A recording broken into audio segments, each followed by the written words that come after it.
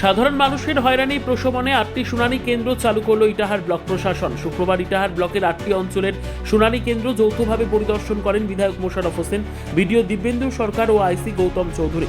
বিধায়কের আবেদনের পর প্রশাসনের পক্ষ থেকে এই উদ্যোগ বলে জানান বিডিও।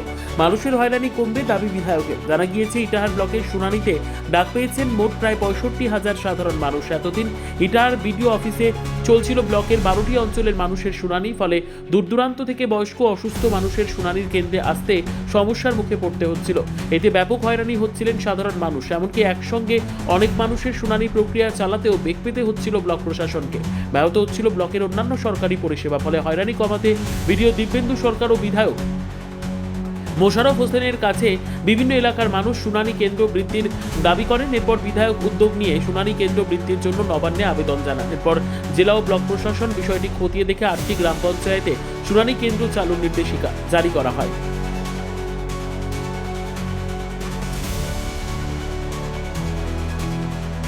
হিয়ারিং ক্যাম্পে আজকে ভিজিটে এসেছি। ইটাহারে আমি অনুরোধ করেছিলাম যাতে ব্লক অফিসে একটাই ক্যাম্প হলে বয়স্ক লোকেদের এই ঠান্ডায় রোদ্রে যাতায়াতের কষ্ট হয়।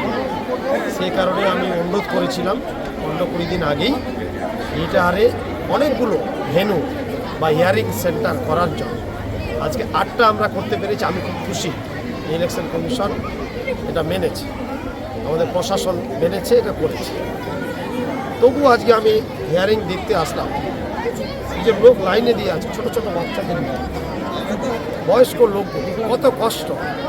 শুধু বিজেপি রাজনৈতিক স্বার্থ চরিতার্থ করার জন্য এইরকম বয়স্ক লোকেদের বাচ্চাদের কষ্ট করে বারংবার হিয়ারিংয়ে তারা ডাকছে। অথচ 2002 ভোটার লিস্টে নাম থাকলে এত কিছু করার কথা ছিল না। ইলেকশন কমিশন সেই কথা দিয়েছে। আজকে এইখানে একটা ভেন্যু হয়েছে, এমএলএ সাহেব রিকোয়েস্ট করেছিল, অন্যান্য পার্টি থেকে রিকোয়েস্ট করেছিল, লোকজন রিকোয়েস্ট করেছিল যে কাপাসিয়াতে একটা ভেন্যু হলে ভালো হয়, কারণ এখানে অনেকজনকে হিয়ারিংয়ে ডাকা হয়েছে। আজকে থেকে এখানে শুরু হলো কাপাসিয়া AM হাই স্কুলে। এবার এটা কন্টিনিউয়াসলি চলবে 2 তারিখ পর্যন্ত। ব্যুরো রিপোর্ট, উত্তর বাংলা সংবাদ।